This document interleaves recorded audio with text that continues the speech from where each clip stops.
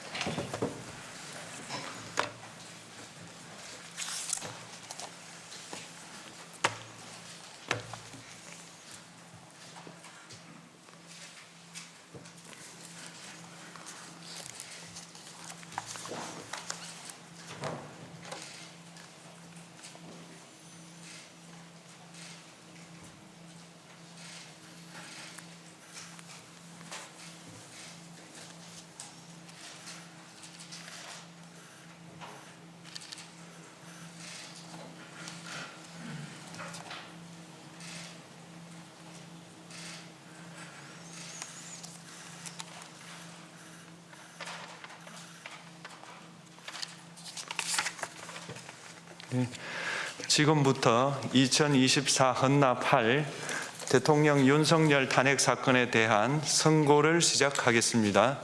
먼저 적법 요건에 관하여 살펴보겠습니다. 이 사건 계엄 선포가 사법심사의 대상이 되는지에 관하여 보겠습니다. 고위공직자의 헌법 및 법률 위반으로부터 헌법 질서를 수호하고자 하는 탄핵 심판의 취지를 고려하면 이 사건 계엄 선포가 고도의 정치적 결단을 요하는 행위라 하더라도 그 헌법 및 법률 위반 여부를 심사할 수 있습니다. 국회 법사의 조사 없이 이 사건 탄핵소추안을 의결한 점에 대하여 보겠습니다. 헌법은 국회의 소추 절차를 입법에 맡기고 있고 국회법은 법사위 조사 여부를 국회의 재량으로 규정하고 있습니다. 따라서 법사위의 조사가 없었다고 하여 탄핵소추 의결이 부적법하다고 볼 수 없습니다. 이 사건 탄핵소추안의 의결이 일사부재의 원칙에 위반되는지 여부에 대해서 보겠습니다. 국회법은 부결된 안건을 같은 회기 중에 다시 발의할 수 없도록 규정하고 있습니다.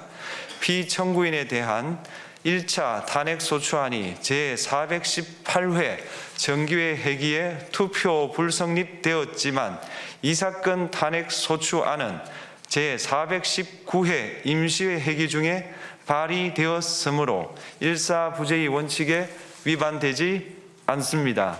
한편 이에 대해서는 다른 회기에도 탄핵소추안의 발의 횟수를 제한하는 입법이 필요하다는 재판관 정형식의 보충 의견이 있습니다. 이 사건 계엄이 단시간 안에 해제되었고 이로 인한 피해가 발생하지 않았으므로 보호이익이 헌결되었는지 여부에 대해서 보겠습니다. 이 사건 계엄이 해제되었다고 하더라도 이 사건 계엄으로 인하여 이 사건 탄핵 사유는 이미 발생하였으므로 심판의 이익이 부정된다고 볼 수 없습니다. 소추 의결서에서 내란죄 등 형법 위반 행위로 구성하였던 것을 탄핵 심판 청구 이후에 헌법 위반 행위로 포섭하여 주장한 점에 대하여 보겠습니다. 기본적 사실관계는 동일하게 유지하면서 적용 법조문을 철회, 변경하는 것은 소추 사유의 철회, 변경에 해당하지 않으므로 특별한 절차를 거치지 않더라도 허용됩니다. 피청구인은 소추 사유에 내란죄 관련 부분이 없었다면 의결 정족수를 충족하지 못하였을 것이라고 주장하지만 이는 가정적 주장에 불과하며 객관적으로 뒷받침할 만한 근거도 없습니다. 대통령의 지위를 탈취하기 위하여 탄핵소추권을 남용하였다는 주장에 대하여 보겠습니다. 이 사건 탄핵소추안의 의결 과정이 적법하고 피소추자의 헌법 또는 법률 위반이 일정 수준 이상 소명되었으므로 탄핵소추권이 남용되었다고 볼 수 없습니다. 그렇다면 이 사건 탄핵심판 청구는 적법합니다. 한편 증거법칙과 관련하여 탄핵심판 절차에서 형사소송법상 전문법칙을 완화하여 적용할 수 있다는 재판관 이미선, 김형두의 보충 의견과 탄핵심판 절차에서 앞으로는 전문법칙을 보다 엄격하게 적용할 필요가 있다는 재판관 김복형, 조한창의 보충 의견이 있습니다. 다음으로 피청구인이 직무집행에 있어 헌법이나 법률을 위반하였는지, 피청구인의 법 위반 행위가 피청구인을 파면할 만큼 중대한 것인지에 관하여 살펴보겠습니다. 우선 소추 사유별로 살펴보겠습니다. 1. 이 사건 계엄 선포에 관하여 보겠습니다. 헌법 및 계엄법에 따르면 비상계엄 선포의 실체적 요건 중 하나는 전시, 사변 또는 이에 준하는 국가 비상사태로 저가 교전 상태에 있거나 사회 질서가 극도로 교란되어 행정 및 사법 기능의 수행이 현저히 곤란한 상황이 현실적으로 발생하여야 한다는 것입니다. 피청구인은 야당이 다수 의석을 차지한 국회의 이례적인 탄핵소추 추진, 일방적인 입법권 행사 및 예산 삭감 시도 등의 전횡으로 인하여 위와 같은 중대한 위기사항이 발생하였다고 주장합니다. 피청구인의 취임 후 이 사건 계엄 선포 전까지 국회는 행안부 장관, 검사, 방통위위원장, 감사원장 등에 대하여 총 22건의 탄핵소추안을 발의하였습니다.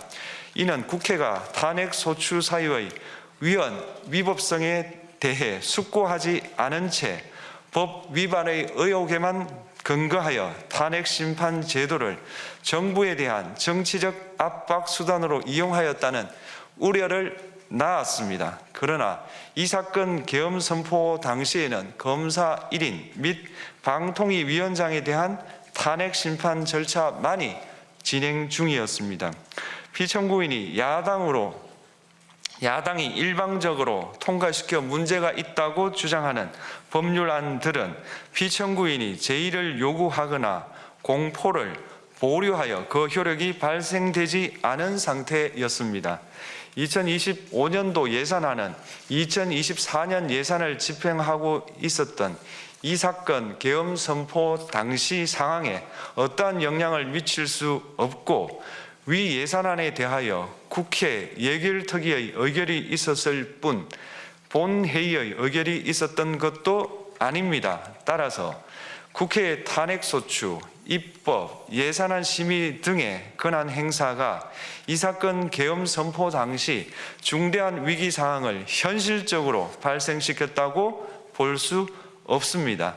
국회의 권한 행사가 위법, 부당하더라도 헌법재판소의 탄핵 심판, 피청구인의 법률안 제의 요구 등 평상시 권력 행사 방법으로 대처할 수 있으므로 국가 긴급권의 행사를 정당화할 수 없습니다. 피청구인은 부정선거 의혹을 해소하기 위하여 이 사건 계엄을 선포하였다고도 주장합니다. 그러나 어떠한 의혹이 있다는 것만으로 중대한 위기 상황이 현실적으로 발생하였다고 볼 수는 없습니다. 또한 중앙선관위는 제22대 국회의원 선거 전에 보안 취약점에 대하여 대부분 조치하였다고 발표하였으며 사전, 우편, 투표함, 보관장소, CCTV 영상을 24시간 공개하고 개표 과정에 수검표 제도를 도입하는 등의 대책을 마련하였다는 점에서도 피청구인의 주장은 타당하다고 볼 수 없습니다. 결국 피청구인이 주장하는 사정을 모두 고려하더라도 피청구인의 판단을 객관적으로 정당화할 수 있을 정도의 위기 상황이 이 사건 계엄 선포 당시 존재하였다고 볼 수 없습니다. 헌법과 계엄법은 비상계엄 선포의 실체적 요건으로 병력으로서 군사상의 필요에 응하거나 공공의 안녕 질서를 유지할 필요와 목적이 있을 것을 요구하고 있습니다. 그런데 피청구인이 주장하는 국회의 권한 행사로 인한 국정마비 상태나 부정선거 의혹은 정치적, 제도적, 사법적 수단을 통하여 해결하여야 할 문제이지 병력을 동원하여 해결할 수 있는 것이 아닙니다. 피청구인은 이 사건 계엄이 야당의 전횡과 국정위기 상황을 국민에게 알리기 위한 경고성 계엄 또는 호소형 계엄이라고 주장하지만 이는 계엄법이 정한 계엄 선포의 목적이 아닙니다. 또한 피청구인은 계엄 선포에 그치지 아니하고 군경을 동원하여 국회의 권한 행사를 방해하는 등의 헌법 및 법률 위반 행위로 나아갔으므로 경고성 또는 호소형 계엄이라는 피청구인의 주장을 받아들일 수 없습니다. 그렇다면 이 사건 계엄 선포는 비상계엄 선포의 실체적 요건을 위반한 것입니다. 다음으로 이 사건 계엄 선포가 절차적 요건을 준수하였는지에 관하여 보겠습니다. 계엄 선포 및 계엄사령관 임명은 국무회의의 심의를 거쳐야 합니다. 피청구인이 이 사건 계엄을 선포하기 직전에 국무총리 및 9명의 국무위원에게 계엄 선포의 취지를 간략히 설명한 사실은 인정됩니다. 그러나 피청구인은 계엄사령관 등 이 사건 계엄의 구체적인 내용을 설명하지 않았고 다른 구성원들에게 의견을 진술할 기회를 부여하지 않은 점을 고려하면 이 사건 계엄 선포에 관한 심의가 이루어졌다고 보기도 어렵습니다.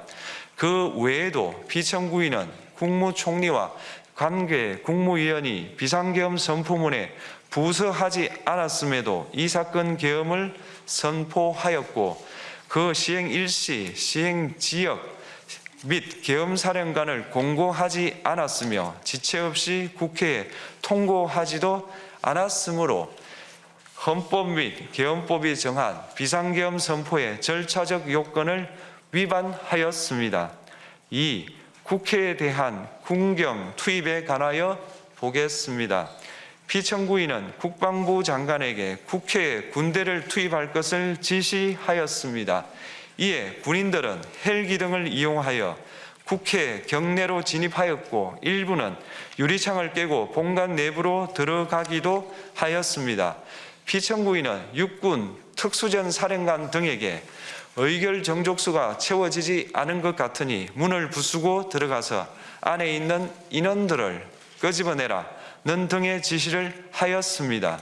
또한 피청구인은 경찰청장에게 계엄사령관을 통하여 이 사건 포고령의 내용을 알려주고 직접 6차례 전화를 하기도 하였습니다. 이에 경찰청장은 국회 출입을 전면 차단하도록 하였습니다. 이로 인하여 국회로 모이고 있던 국회의원들 중 일부는 담장을 넘어가야 했거나 아예 들어가지 못하였습니다. 한편 국방부 장관은 필요시 체포할 목적으로 국군 방첩사령관에게 국회의장, 각 정당 대표 등 14명의 위치를 확인하라고 지시하였습니다. 피청구인은 국가정보원 1차장에게 전화하여 국군 방첩사령부를 지원하라고 하였고 국군 방첩사령관은 국가정보원 1차장에게 위 사람들에 대한 위치 확인을 요청하였습니다. 이와 같이 피청구인은 군경을 투입하여 국회의원의 국회 출입을 통제하는 한편 이들을 끌어내라고 지시함으로써 국회의 권한 행사를 방해하였으므로 국회에 계엄 해제 요구권을 부여한 헌법 조항을 위반하였고 국회의원의 심의 표결권, 불체포 특권을 침해하였습니다. 또한 각 정당의 대표 등에 대한 위치 확인 시도에 관여함으로써 정당 활동의 자유를 침해하였습니다. 피청구인은 국회의 권한 행사를 막는 등 정치적 목적으로 병력을 투입함으로써 국가안전보장과 국토방위를 사명으로 하여 나라를 위해 봉사하여 온 군인들이 일반 시민들과 대치하도록 만들었습니다. 이에 피청구인은 국군의 정치적 중립성을 침해하고 헌법에 따른 국군 통수 의무를 위반하였습니다. 3. 이 사건 포고령 발령에 관하여 보겠습니다. 피청구인은 이 사건 포고령을 통하여 국회, 지방의회, 정당의 활동을 금지함으로써 국회에 계엄 해제 요구권을 부여한 헌법조항, 정당 제도를 규정한 헌법조항, 대의민주주의 권력 분리 원칙을 위반하였습니다. 비상계엄 하에서 기본권을 제한하기 위한 요건을 정한 헌법 및 계엄법 조항, 영장주의를 위반하여 국민의 정치적 기본권, 단체 행동권, 직업의 자유를 침해하였습니다. 4. 중앙선관위에 대한 압수수색에 관하여 보겠습니다. 피청구인은 국방부 장관에게 병력을 동원하여 선관위의 전산 시스템을 점검하라고 지시하였습니다. 이에 따라 중앙선관위 청사에 투입된 병력은 출입 통제를 하면서 당직자들의 휴대전화를 압수하고 전산 시스템을 촬영하였습니다. 이는 선관위에 대하여 영장 없이 압수수색을 하도록 하여 영장주의를 위반한 것이자 선관위의 독립성을 침해한 것입니다. 5. 법조인에 대한 위치 확인 시도에 관하여 보겠습니다. 앞서 말씀드린 바와 같이 피청구인은 필요시 체포할 목적으로 행해진 위치 확인 시도에 관여하였는데 그 대상에는 퇴임한 지 얼마 되지 않은 전 대법원장 및 전 대법관도 포함되어 있었습니다. 이는 현직 법관들로 하여금 언제든지 행정부에 의한 체포 대상이 될 수 있다는 압력을 받게 함으로 사법권의 독립을 침해한 것입니다. 지금까지 살펴본 피청구인의 법 위반 행위가 피청구인을 파면할 만큼 중대한 것인지 관하여 보겠습니다. 피청구인은 국회와의 대립사항을 타개할 목적으로 이 사건 계엄을 선포한 후 군경을 투입시켜 국회의 헌법상 권한 행사를 방해함으로써 국민 주권주의 및 민주주의를 부정하고 병력을 투입시켜 중앙선관위를 압수수색하도록 하는 등 헌법이 정한 통치구조를 무시하였으며 이 사건 포고령을 발령함으로써 국민의 기본권을 광범위하게 침해하였습니다. 이러한 행위는 법치국가 원리와 민주국가 원리의 기본 원칙들을 위반한 것으로 그 자체로 헌법 질서를 침해하고 민주공화정의 안정성에 심각한 위해를 끼쳤습니다. 한편 국회가 신속하게 비상계엄 해제 요구를 결의할 수 있었던 것은 시민들의 저항과 군경의 소극적인 임무 수행 덕분이었으므로 이는 피청구인의 법 위반에 대한 중대성 판단에 영향을 미치지 않습니다. 대통령의 권한은 어디까지나 헌법에 의하여 부여받은 것입니다. 피청구인은 가장 신중히 행사되어야 할 권한인 국가 긴급권을 헌법에서 정한 한계를 벗어나 행사하여 대통령으로서의 권한 행사에 대한 불신을 초래하였습니다. 피청구인이 취임한 이래 야당이 주도하고 이례적으로 많은 탄핵 소추로 인하여 여러 고위공직자의 권한 행사가 탄핵 심판 중 정지되었습니다.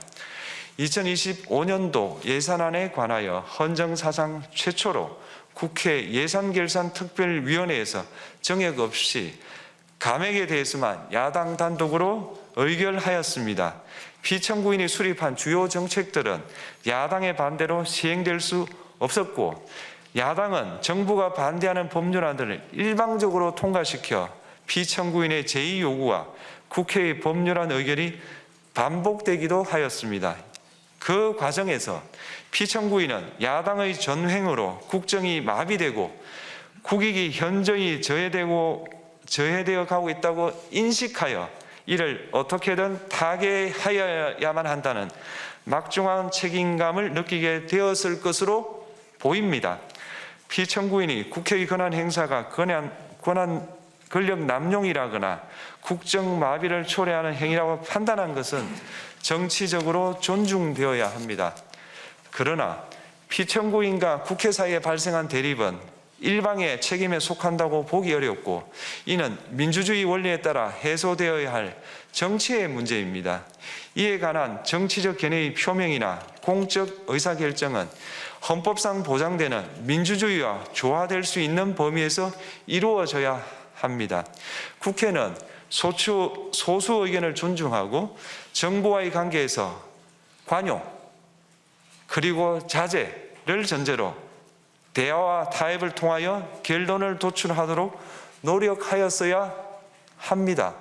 피청구인 역시 국회의 대표인 국회를 협치의 대상으로 존중하였어야 합니다. 그럼에도 불구하고 피청구인은 국회를 배제의 대상으로 삼았는데, 이는 민주정치의 전제를 허무는 것으로 민주주의와 조화된다고 보기 어렵습니다.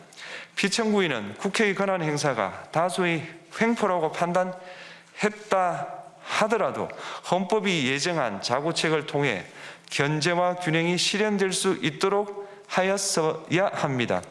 피청구인은 취임한 때로부터 약 2년 후에 치러진 국회의원 선거에서 피청구인이 국정을 주도하도록 국민을 설득할 기회가 있었습니다. 그 결과가 피청구인의 의도에 부합하지 않더라도 야당을 지지한 국민의 의사를 배제하려는 시도를 하여서는 안 되었습니다. 그럼에도 불구하고 피청구인은 헌법과 법률을 위반하여 이 사건 계엄을 선포함으로써 국가 긴급권 남용의 역사를 재현하여 국민을 충격에 빠뜨리고 사회, 경제, 정치, 외교 전 분야의 혼란을 야기하였습니다.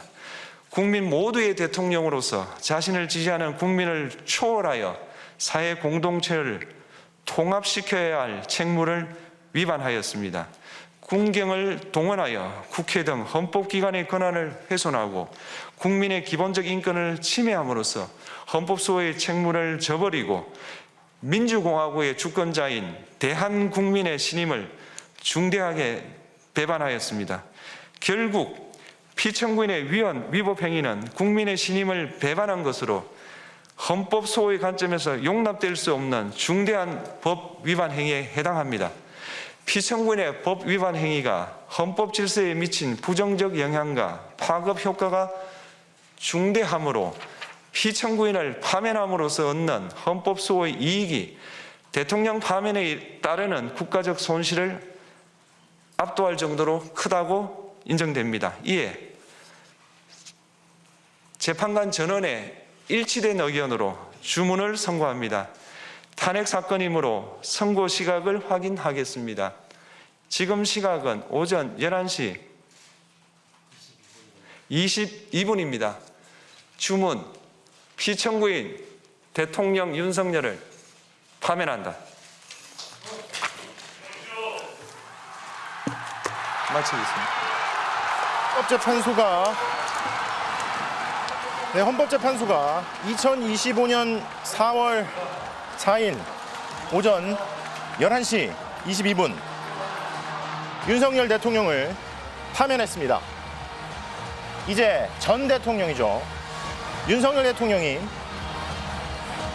임기가 시작된 지 1059일 만에 대통령직에서 파면됐습니다. 다시 한번 말씀드리겠습니다. 이제 전 대통령이죠. 윤석열 대통령이 헌법재판소의 탄핵 결정으로 대통령직에서 파면됐습니다.